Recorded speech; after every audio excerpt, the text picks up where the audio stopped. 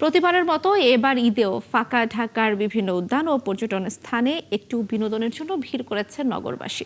রাজধানীর আহসান মঞ্জিলে আছেন সহকর্মী মামুন হোসেন, সরাসরি যুক্ত হচ্ছে তার সঙ্গে। মামুন, এখানে নগরবাসীর ভিড় আসলে কেমন দেখছেন এবং তাদের সঙ্গে কথা হয়েছে কিনা কথা হলে তারা কি বলছে আসলে?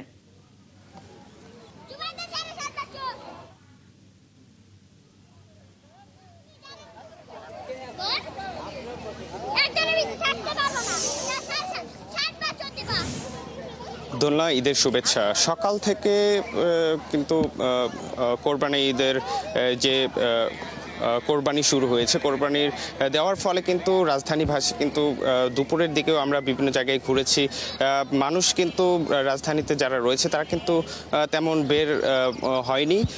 আমরা দুপুরের দিকে চিড়িয়াখানা, নব থিয়েটার, হাতির ঝিল সহ বিভিন্ন জায়গায় ঘুরেছি, কিন্তু আমরা দর্শনার্থী সহ রাজধানীতে যারা এখন রয়েছে, যারা ঈদ পালন করেছে, তারা কিন্তু তেমন বের হয়নি রোদ থাকার কারণে। কিন্তু বিকেল গড়ার সাথে সাথেই কিন্তু আমরা এখন দেখছি যে মানুষ কিন্তু বিভিন্ন জায়গায় যে দর্শনীয় স্থানগুলো রয়েছে সেখানে তারা আসছেন, তারা ঘুরে ঘুরে দেখছেন।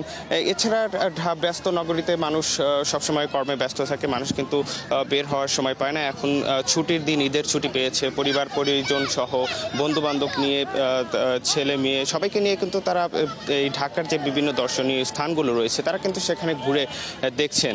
আমি একজনের সাথে যুক্ত হতে চাই। আপনারা কোথা থেকে এসেছেন এবং ছুটিতে কোথায় কোথায় ঘুরলেন? মিরপুর 10 নম্বর থেকে আসছি। কোথাও তেমন একটা যাওয়া হয় নাই। লালবাগ কেল্লায় গিয়েছিলাম, যে সেখানে বন্ধ পেয়ে পরে প্ল্যান করলাম যে আহসান মঞ্জিলে যা ঘুরে আসা যাক। যেহেতু আমাদের এখানে একটা খুব দর্শনীয় একটা স্থান, তাই ভাবলাম যে আহসান মঞ্জিল যা ঘুরে আসি।